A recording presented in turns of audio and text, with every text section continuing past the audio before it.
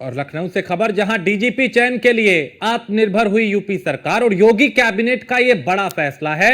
अब उत्तर प्रदेश में ही डीजीपी तय होगा और यूपीएससी को नहीं भेजा जाएगा कोई पैनल। डीजीपी के चयन नियमावली पर मोहर लग चुकी है और अब डीजीपी का कार्यकाल 2 साल होगा और नियुक्ति के लिए मनोनयन समिति का गठन होगा।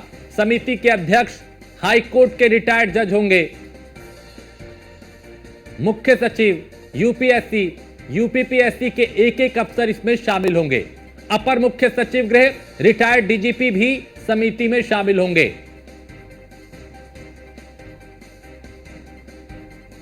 और एसके वाजपेयी इस पे ज्यादा जानकारी देंगे। एसके, चूंकि यूपी सरकार ने यह बड़ा फैसला लिया और डीजीपी के चयन में अब यूपी सरकार खुद आत्मनिर्भर है, लेकिन इस पे सियासत भी होने लगी है। अखिलेश यादव ने भी तंज कसते हुए एक ट्वीट किया और इस पर अब सियासत होने लगी है। बिल्कुल निश्चित तौर पर अभी तक अगर हम देखें तो उत्तर प्रदेश में जो डीजीपी चयन की प्रक्रिया थी वो काफी जटिल थी और उस प्रक्रिया को अगर हम देखें तो उत्तर प्रदेश के वरिष्ठ 5 अफसरों का पैनल हमेशा छांटा जाता था। ये 5 वो अफसर होते थे जो सबसे सीनियर होते थे और उसके अलावा इन सीनियरिटी के साथ में ही बहुत सारे और भी ऐसे कैटेगराइजेशन थे जो इस सीनियरिटी लेवल को ध्यान में रखते हुए तय किए जाते थे, जिसमें पहली चीज की उस अफसर के खिलाफ कोई जांच नहीं होनी चाहिए। उस अफसर का जो कार्यकाल रहा है वो पूरी तरीके से बेदाग होना चाहिए। कोई ऐसी चीज उस अफसर के साथ ना जुड़ी हो जिससे कि उत्तर प्रदेश पुलिस महानिदेशक के तौर पर तैनाती में कोई दिक्कत आए। हालांकि इन सारी चीजों को ध्यान में रखते हुए, सीनियरिटी लेवल को ध्यान में रखते हुए, पे मैट्रिक्स लेवल को ध्यान में रखते हुए ये 5 पैनल यूपीएससी को भेजे जाते थे और वहां से यह तय होता था कि उत्तर प्रदेश का डीजीपी इन 5 के पैनल में से कौन होगा। हालांकि उत्तर प्रदेश कैबिनेट की तरफ से कल एक बड़ा फैसला लिया गया जिसमें अब उत्तर प्रदेश में ही उत्तर प्रदेश का डीजीपी तय होगा। डीजीपी को तय करने के लिए अब उत्तर प्रदेश सरकार ने नई नियमावली जारी कर दी। हालांकि इसमें 22 दिसंबर 2006 की नियमावली का जिक्र किया गया है जिसमें सुप्रीम कोर्ट ने एक आदेश दिया था जिसमें यह कहा था कि ऐसी नियमावली बनाई जाए जिसमें पुलिस महानिदेशक के चयन और साथ ही साथ उस पर उठने वाले सवालों का ध्यान रखा जाए और उस नियमावली के तहत ही चयन किए जाए। हालांकि उस नियमावली को अब 2006 के बाद 2024 में उत्तर प्रदेश सरकार की तरफ से नियमावली का रूप दे दिया गया है। अब उत्तर प्रदेश में डीजीपी चयन के लिए एक कमेटी होगी। इस कमेटी के अध्यक्ष जो रिटायर्ड हाईकोर्ट के जज होंगे, उसके अलावा उत्तर प्रदेश के मुख्य सचिव, साथ ही साथ यूपीएससी और उत्तर प्रदेश की यूपी संघ लोक सेवा आयोग और उसके अलावा उत्तर प्रदेश के अपर मुख्य सचिव के साथ ही उत्तर प्रदेश का कोई पूर्व डीजीपी इस समिति का सदस्य होगा। हालांकि इसमें बाकी चीजें ध्यान रखी जाएंगी और उन सारे क्राइटेरियाज को ध्यान में रखते हुए ये कमेटी तय करेगी कि उत्तर प्रदेश का डीजीपी कौन होगा। हालांकि इसमें और भी कई चीजें रहेंगी।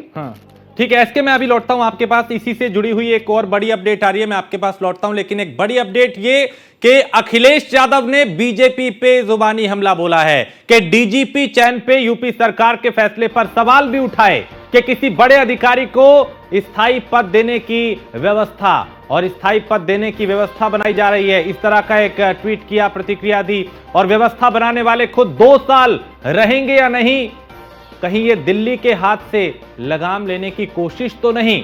दिल्ली बनाम लखनऊ 2.0 अखिलेश यादव ने इस बात का जिक्र किया, यानी वो ये कह रहे हैं कि दिल्ली और लखनऊ के बीच की ये जो दूरी है, कहीं लखनऊ अपने हाथ में सब कुछ लेना चाहता है। दिल्ली, ये ट्वीट है, मैं एक बार ट्वीट पूरा पढ़ता हूं कि सुना है किसी बड़े पुलिस अधिकारी को स्थायी पद देने और उसका कार्यकाल 2 साल बढ़ाने की व्यवस्था बनाई जा रही है। सवाल यह कि व्यवस्था बनाने वाले खुद 2 साल रहेंगे या नहीं, कहीं ये दिल्ली के हाथ से लगाम अपने हाथ में लेने की कोशिश तो नहीं है। दिल्ली बनाम लखनऊ 2.0, ये अखिलेश यादव का ट्वीट है।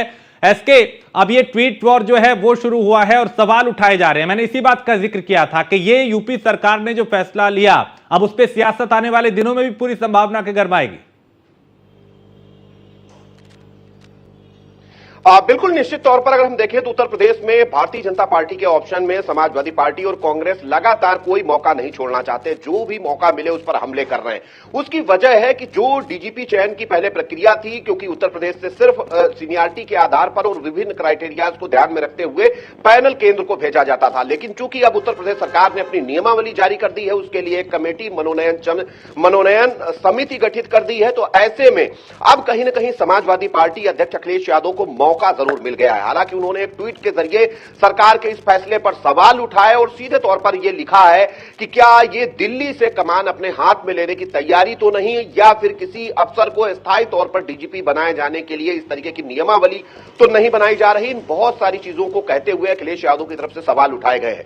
हालांकि भले ही अखिलेश यादव ये सवाल उठा रहे हों, चूंकि उत्तर प्रदेश में भारतीय जनता पार्टी की सत्ता है, प्रदेश से लेकर केंद्र तक भारतीय जनता पार्टी काबिज है, तो ऐसे में कैबिनेट को यह अधिकार है कि वो इस तरीके के फैसले ले सकती है। तो उत्तर प्रदेश सरकार की तरफ से यह फैसला ले लिया गया है। हालांकि विपक्ष की तरफ से जरूर हमले किए जा रहे हैं और इस फैसले को लेकर सवाल भी उठाए जा रहे हैं, लेकिन जिस तरीके से उत्तर प्रदेश सरकार ने कैबिनेट के जरिए इस मनोनयन समिति का गठन कर दिया है और इसकी एक नियमावली जारी कर दी है, कहीं ना कहीं अब आगामी समय में डीजीपी का चयन इसी प्रक्रिया के साथ होगा।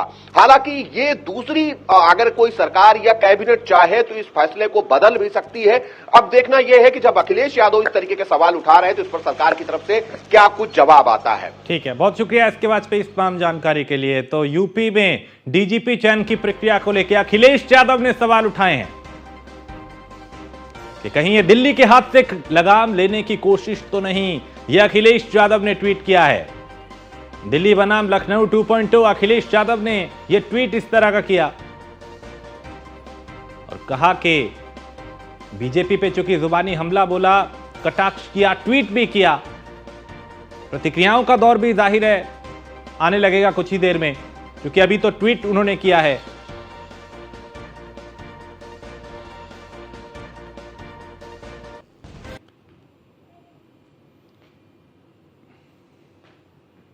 तो स्थायी पद देने की व्यवस्था बनाई जा रही है। व्यवस्था बनाने वाले खुद 2 साल रहेंगे या नहीं, ये कोई नहीं जानता। इस बात का जिक्र भी अपने ट्वीट में अखिलेश ने किया और कहीं ये दिल्ली के हाथ से लगाम लेने की कोशिश तो नहीं।